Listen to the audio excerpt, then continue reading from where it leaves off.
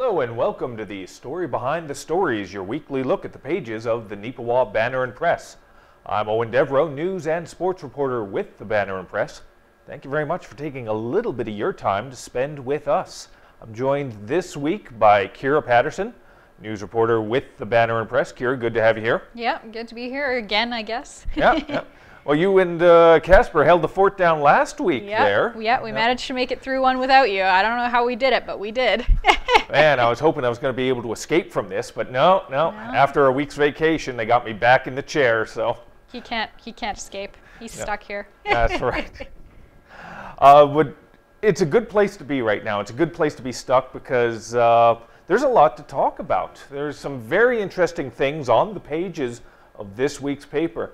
And the best place to start is always at the beginning. On the front page of this week's edition, Casper Werhan has discussed some very interesting construction that's been going on. And we're very happy to see the progress that's been made for Touchwood and its new day program building. This has been a thing that's been going on for quite some time. I remember actually, I think it was last fall, Kira, I was at the groundbreaking for it. Yeah. Yep. Yeah, I remember there was a lot of talk about it. I had done a story, just kind of an overview story on Touchwood before that. It might have been last winter already, and they had already been talking about how exciting it was that they were planning this. It wasn't actually in the works at that point, but they had been planning it, and then Eoin got to cover the groundbreaking, and now Cass gets to cover it being almost done. So it's kind of a whole team effort of the process going on in there. That's right. Now, this building is about, if I remember correctly, about 8,500 square feet. Massive facility, larger than the one they already have, which is going to be right next to the new building, essentially. If you're familiar with where it's located, over on Commerce Street in Neepawa, just the old Touchwood building was just right at the end of Commerce there, pointing east, essentially. And the new building is just a few feet away. So ultimately what they're going to be doing is they're going to get everybody moved into the new building. The old building's going to be around for a little while, but slowly but surely they're going to phase it out and ultimately probably pile drive that thing, knock it down. It might be good to have, like, depending on how soon this is opening and how long COVID goes on, it might be good to have the two buildings for a little while yet, because then they can space themselves out a little bit better, which is kind of fortunate timing, I guess. Yeah. Unfortunate circumstances, fortunate timing. Fortunate timing, unfortunate circumstances. Yeah. Now you can see on the front page of this week's paper, you can see the exterior of it. And let's be honest, it's kind of a boring looking building. But come on, I mean, we don't need bells and whistles on this thing. We don't need big bright lights and all that. I mean, it's not a casino. Yeah. It's functional and it looks nice and modern and clean. I like it. And you can see on the back, page 20, you can see several pictures of the interior. And as well, there's a lot of gray and beige and that's the in colors right now. I mean, I noticed that was it Christensen TDS that had just recently opened their office, and they also have a lot of gray in theirs. That's kind of the thing, is neutral colors, but then you just put a splash of actual color in some of the decor. So it's gonna look really good, and it'll be nice and modern and cool. And I think from the pictures anyway, I think it looks pretty nice. You know, unfortunately, I'm aging myself with this comment, but as a child of the 80s, I almost wish they went back to that motif, because everything was bright and neon. I mean, even the office buildings from time to time, it's just like very sort of out there and outlandish. But, you know, we got to keep things a little respectable, I guess. It's a new century, so. Yeah. But that's great to see some innovation and some progress happening. There's so much things going on. We've talked about in previous weeks the new police station. We've talked about the day program building for Touchwood here today. So much work going on. All the new housing that's going to be going up on the former CN property. Neepawa is definitely a community on the go, and we're very fortunate to be able to share those stories with you on a weekly basis. All right, let's talk about something else that sort of segues quite nicely into that progress that's happening for the community of Neepawa. A story you talked about this week, Kira, in regards to some of the work going on for Neepawa tourism. Yeah, so some new sites going up. You will be able to see some banners hung on some of the light standards along Mountain Avenue, which is just right out in front of our building here. But I like the fact that you sort of pointed as if the person at home is going to turn around. Yeah, well, they might. Like They might say, "Oh, there's Mountain." Wait, no, that's not Mountain. No. But yeah, no, there's some pops of color here and there. Neepawa Tourism has put up these banners that are highlighting different attractions in Neepawa, and there's 11 different ones. So can you name 11 different attractions in Neepawa? See if you're right about all the ones that are up. We didn't name them all here because... Oh, you're turning it into a contest. Yeah, exactly. See if you can name them all. Because I didn't name them all in the story, so the answers, that's the word, the answers aren't being given away here. But anyway, yeah, no, it looks really good. Owen, you're on the tourism board. What's kind of your thoughts on the progress there? Yeah, I am. It's a lot of work that goes on behind the scenes to get this sort of stuff going on. And the tourism group came together. We wanted to spotlight Neepawa and the attractions it had. Obviously, this came together before COVID became a thing. Tourism isn't quite as cool as it used to be now with that, but we're still trying to make some progress, and this is an example of that. Sprucing up the downtown. That's the thing about a lot of towns. Sometimes as growth occurs, the downtown gets a little, what's the word I'm looking for? Gross. Yeah, that's about right, yeah. And sort of it gets neglected as people sort of go out towards the suburbs and whatnot. And we wanted to keep the sort of charm that Neepawa's downtown has and sort of enhance it in some way, shape, or form. And these banners, in a small way, I hope, are able to do that. They're showcasing some of the attractions, as Kira said. I'll be surprised, though. When I first saw the banners, they're about as tall as Kira, quite honestly. They're not that small. They're not. They're not small. They're about 5 something or something. So they're a fair size. But when you see them hung up on the posts and all that, they do look a little smaller than I thought they would. But that's not a critique, but it's just it's the perspective on that. So. Yeah, I was surprised too. I mean, obviously, as soon as you hang something up higher, it starts to look smaller. Just like highway signs, if you were actually to walk up to a highway sign, it's a lot bigger than it looks when you're just driving down the highway, right? Yeah. So they are a fair size. It just they look average size when they're hung up high. Yeah. So it's a good thing that they're big. I think we may have had this discussion a few weeks ago with the Chicken Chef sign when it came and was put up, because it was about 12, 13 feet tall. And I took some pictures of it as it was going up, and I stood next to it. I was like, holy cow, this thing is huge. But again, when you're driving by, it just seems like a normal, average sign. Yeah. But that thing's come crashing down. Get the heck out of the way. Yeah, exactly.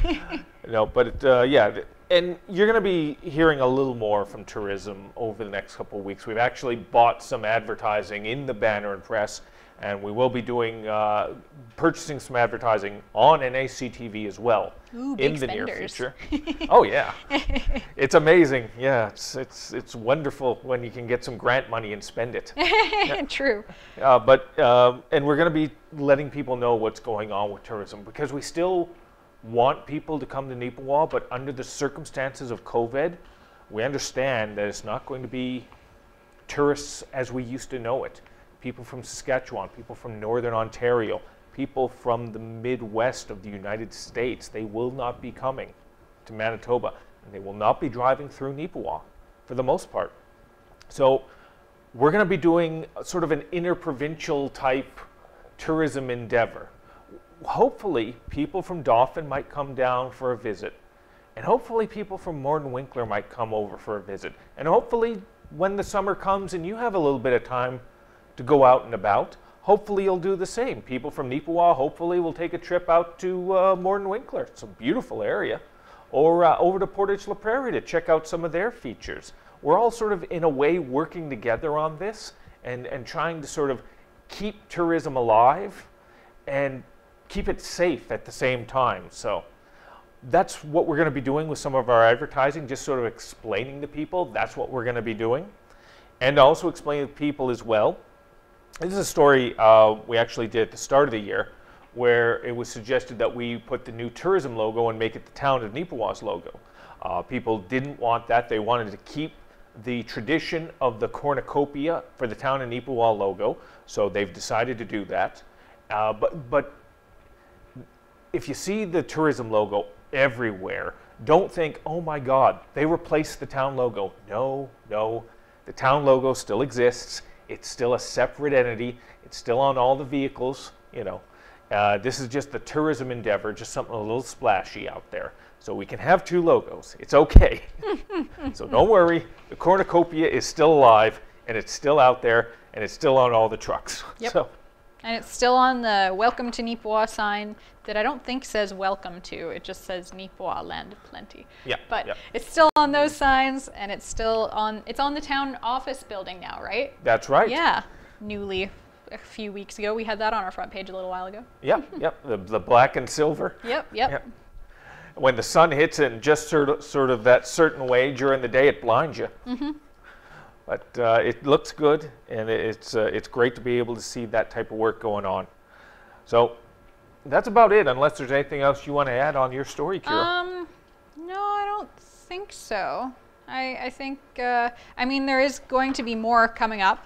They are working on a bit more signage yet. So definitely this is not going to be all. But yeah, definitely when you come down Mountain Avenue, keep an eye out for those banners because they are really pretty. And I think that they showcase some of Neepawa's nicest little spots. That's right. All right, let's shift over to some more serious discussions. Ken Waddell, as usual, has his weekly editorial column. He's taken a break. A lot of discussion about COVID-19, or C-19 as he likes to sort of call it. So, but this time around, he's talking about the federal budget. It was a big story last week. Justin Trudeau, Christina Freeland, if I remember correctly, I believe, the budget minister, unveiled the first federal budget in 2 years, and it had a lot of bells and whistles in it. Some very positive things for families, some very positive things that I think definitely could go over huge. But there was a concern that it might trigger a spring election, and Ken has some thoughts, not just on that, but also on the money that's being spent, and he is not a fan, surprise, surprise, of the Liberal budget and the freewheeling spending that seems to be going on. And yeah, I can see his perspective on that. When it comes to big numbers like billions and billions, and in fact this budget will put us into a $1.1 trillion national debt. When you reach that point, numbers don't even make sense anymore. It's hard to even fathom, quite honestly, that type of number. But Ken says it's something that needs to be understood and it needs to be respected because this is something that trickles down to each and every Canadian taxpayer for generations to come. But let me segue over to you, Kira, and your perspective on Ken and his view that this is not the best budget to go forward on. I have to be honest, I was hoping you wouldn't segue to me because I don't remember a lot of what he wrote. I did read it. I read it, I promise. I edited it and that kind of a thing, but a lot of numbers and that kind of just flies over my head. So I don't remember a lot of what he was talking about. So. Well, Kira, what you got to do is just make it up as you go true. Along, like yeah, I do. I think Ken was wrong about this because he just, you know, he's usually wrong. So.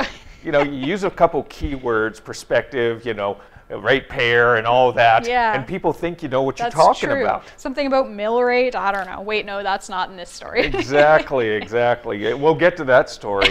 But yeah, if it sounds like you know what you're talking about, people for the most part think you know what you're talking about. That's true. That's a little trick of the trade I've learned over 16 years of being in media. I got to practice that. Got to find some buzzwords to use once in a while. That's right.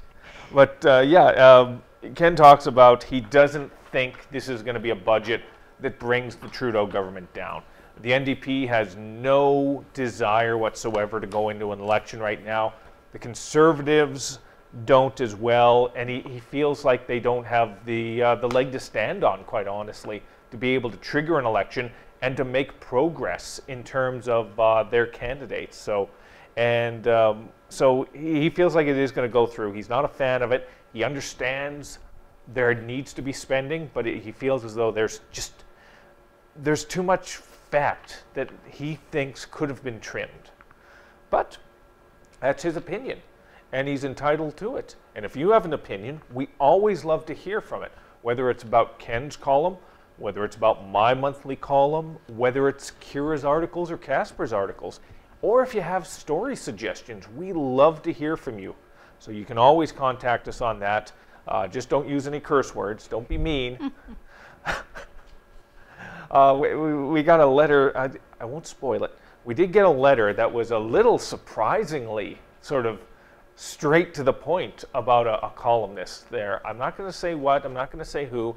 You're going to have to check out this week's edition of the paper and sort of scroll through all the letters and see what's what on that. It did feel a little extreme, I've got to say that. Wow, it was like, oh my God. It's like, wow, you really hate that person? Well, no, it didn't. No. They didn't hate the person. They disliked they hated the person's the opinion. Yes, yeah. But it felt very hateful. And it was a surprise. It was quite a surprise, actually. Yeah. But you'll have to check that out for yourself. All right, let's go into some more spending, a little closer to home. Sometimes the federal budget feels like it doesn't impact us directly, but this is a budget that does and will impact you directly. The town of Neepawa recently unveiled their brand new 2021 financial plan, and I got to sit through it, and I got to go through all the numbers each and every year. I look forward to it so much. And this year, fortunately, they made it a little easy for me, because you know the amount of money you paid last year in property taxes? Yeah, pretty much just the same. For the most part, there is absolutely zero increase in the mill rate, which is the formula they use to figure out how much money they're going to be getting out of your wallet and out of your purse to be able to pay for all the things you need in a community. So it stayed the same this year. The mill is 21.72, same as last year. So for the most part, unless your property increased in value, and most likely it did, but you'll be paying the proportional amount as you did last year. So what it boils down to is no tax increase for housing and for property, which is good news. I mean, we're all pinching our pennies, I think, right now, still due to the COVID-19 situation, and we don't want to be paying a little bit extra. We'd like to save a few pennies here and there, and maybe even some nickels or dimes. But pennies aren't worth anything anymore. Pennies aren't a thing anymore. But fortunately or unfortunately, neither of us, Kira, have to worry about that. I don't own any property in this town, and you don't live in this town. Nope. I live in Glenella, Lansdowne. Woo! Yeah. I don't know what the mill rate is there either, to be honest. Shout out. But the good thing about this as well is that there is actually some new things that are coming along. The new police station, for example, that we have talked about on previous episodes of the Story Behind the Story. The town will be paying for that, most of that coming from their reserve fund, but they will be getting that money back. It's a very interesting deal with the RCMP. RCMP, under normal circumstances, pay for this construction of the building and get paid back by the municipalities over time. The municipality is paying, though, and the RCMP, as part of the agreement, are not only leasing the property, but will be paying back the construction costs with a little bit of interest. So some way, somehow, the town of Neepawa is making money off of building the police station. That's a pretty good trick, actually. You know, that's not bad. I don't know how they pulled that off, Kira. I don't know. Seems like some sneaky scheming. No, I'm just kidding. It was just smartness. Well, no, if it is sneaky scheming, though, we'll have it on the front page of the Neepawa Banner Press. That's I can guarantee you that. You can cover that story. There's not enough dirt in this town sometimes. I know. You need to dig something up. Yeah. But there's still a lot of good things in this budget. There's also some grants that are going out. All the sort of old favorites, as it were, are getting a few bucks here and there. I'm not going to go through each and every one of them. I'll just go through some of the specific ones. $153,000 in total is being given out in grants and in-kind donations, in a sense, for a lot of these. Big portion of it is $100,000 for the Yellowhead Center. As you may know, the Yellowhead Center isn't actually owned by or operated by the town of Neepawa. It's owned and operated by volunteers. But the town does help out a little bit. And it's the unique thing about Neepawa. Neepawa is the only community, really, that doesn't own its own arena, that doesn't own its own curling club. It's a little weird, but still, they do chip in a couple bucks to help with the operation. $100,000 this year. Other notable ones, Touchwood, which we talked about a little earlier, going to be getting $8,000 from the town. $15,000 going towards Arts Forward. Lions Club, $5,850. Baseball, softball getting some money as well. The Neepawa Junior A Hockey Club is getting $3,320. The town essentially sponsors the children's program. They'll let the kids go into the games for free. So that's where that's one of those in-kind donations we were talking about. So the Neepawa to be determined, we still don't know what they're going to be called, will be getting a little bit of support. And those are some of the most notable ones on there. There's several other groups that are getting support. It's always wonderful to see the town sees the value of these groups, of these community organizations, and helps them in this type of manner. So second and third reading on the budget is going to be happening at the next meeting in early May. And essentially, once that's done, the budget gets passed and the money starts getting doled out. So very good to see that. And it's a lot of work, it's a lot of numbers, it's a lot of effort by the administration. And kudos to them and council for being able to put that together.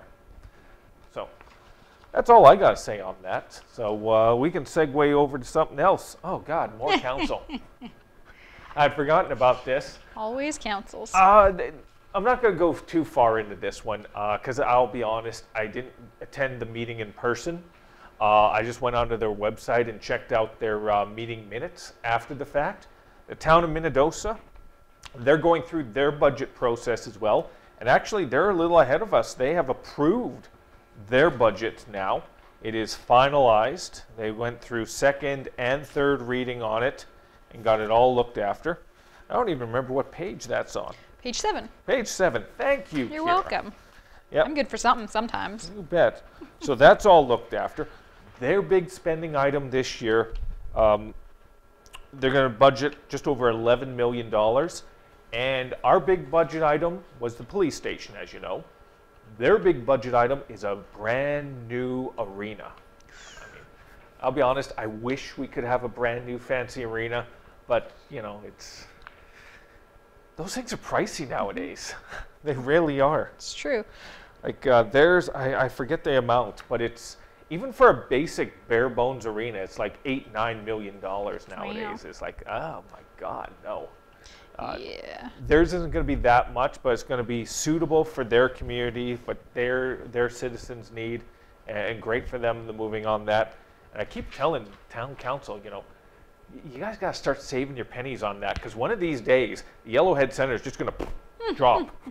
Well, they've been putting a lot of money. I don't know if it's the town or if it's the Yellowhead themselves. I mean, it's probably a combination because the town does give them the grant every year. But they have been putting a lot of money into doing some of the stuff over the years. They got new lighting. They repainted things. They did something with the bathrooms, I think. Oh, yeah. They made the bathrooms good. Yes. And bigger. Yeah. And I think the change rooms upstairs, they did something with that recently. They did as well. Yeah. They made the change rooms bigger and better. And so piece by piece, it'll eventually be a whole new arena. That's right. Over time, it'll be a brand new arena. Yeah. So, but Mendoza is putting the effort in, putting the work in.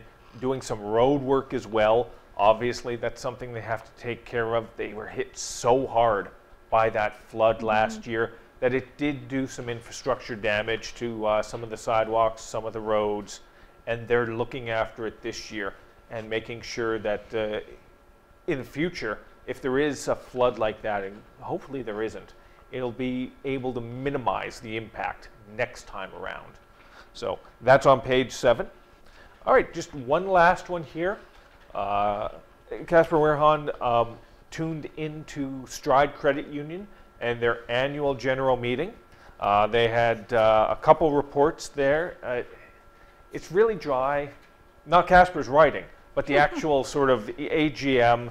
It's a lot of dry, it's a lot of numbers. They did this, they did that. But Casper did ask about what was happening, because this was a huge story, Kira. Oh, yeah. That issue that happened in Westlake Gladstone, in which money somehow was siphoned out of their account. If you remember that story, it was a front page story about 7-8 months ago, and how that security breakdown occurred. And Stride said essentially, you know, they've worked to improve their security issues, and they're making sure that something like that is not going to be happening ever again. But other than that, they didn't delve too deep into it. I mean, there's still an ongoing investigation into that, so they can't really sort of say, "Oh yeah, Jerry did it." Yeah, no, we know this. Dang it, Jerry. We're gonna be raiding his house on Thursday, but don't tell anybody. No, Yeah. no. But no, it's just you can find it on page 12 of this week's paper. Brent Buds, CEO for Stride Credit Union, looked after it. And actually, I know Brent Buds. When I worked for CFRY in Port La Prairie for several years, Brent Buds was actually a counselor, and if I remember correctly, still is a counselor for the city of Port La Prairie. And he was the one that took care of all of the financials. He's the one that did the budget each and every year for the city of Portage. So makes sense that he's also involved in a financial institution. that might be a good reason why they put him in charge of that. Yeah, exactly. But you can find that story and all the other ones we discussed in the pages of this week's edition of the Banner and Press. We had so many other things we could talk about, but we are running short on time, so we will be wrapping it up shortly.